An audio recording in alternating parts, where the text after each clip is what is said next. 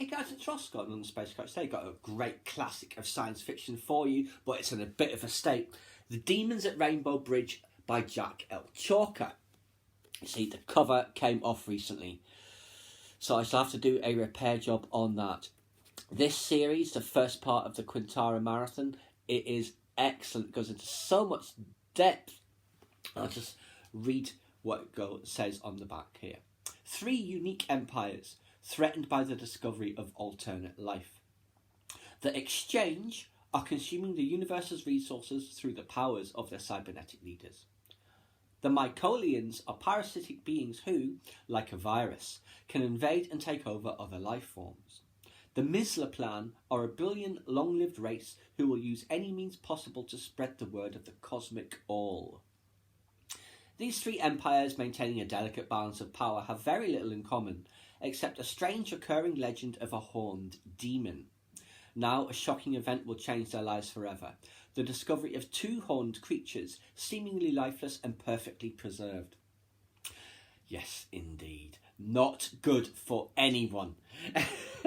But yeah, fantastic series. The first book is about explorer teams from each of the 3 empires, basically setting up their backstories and getting them to the planet at the end of the book, because it opens with the discovery by a lone explorer of these 2 demon figures. It's great. The characters are so diverse. Just like aliens, robots, humans, anything you can think of, giant slugs, they all work together. It's absolutely fantastic. So the Exchange is basically like the Catalyst Society. The Misla Plan, they're the religious society, and the Mycolians, they're basically just like a feudal nightmare. But it's great seeing all of the characters developing in there, and there's a priest and everything in it, because over the course of the series it gets quite deep into philosophy and religion. But the symbols of religion, like say the cross and the Star of David and the crescent and all those sorts of things, turns out they're actually mathematical symbols. And once you understand what they really are, then you understand kind of what's going on. That basically Satan has been sealed away for, well, essentially, who knows how long, eternity. But now he's coming back. The seals are weakening. The Quintara are his servants. Yeah. So the second book is The Run to Chaos Keep, and the third one is The 90 Trillion Fausts. 90 Trillion Fausts is also in a hell of a state. My asshole roommate that I had in Minnesota during my year abroad there just ripped it up one day and threw it down the corridor. I found it in the corridor, didn't know. So, oh, someone else got a copy of this book, and it wasn't the only one either. The other one, like I said, The Run to Chaos Keep, guess which one I can't find? And it is in decent condition. But, so basically, the second book is the teams going through this odd system of interconnected worlds, because those 2 horned demons, they're found in a really odd crystalline cave structure that essentially you go in one end and it just goes on and on and on. So it's all about them trying to find out what's going on, because obviously the demons escape and they're going back into their little worlds, and so they're all following and basically taking each other out at the same time, whittling down the teams.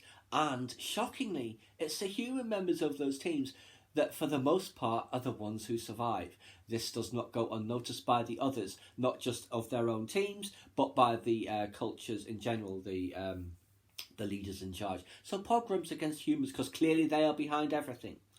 Yeah, the humans are connected to the demons and to Satan, because life in our universe, it basically was a byproduct of an engine starting.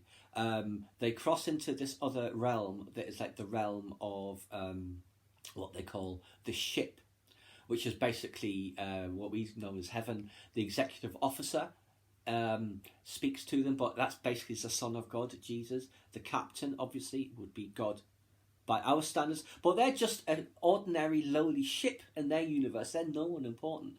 But the engineer, who is Satan, they played games, made wagers, bets, on these life forms to influence them, corrupt them, turn them to their purposes, just see how it would go and all that sort of thing.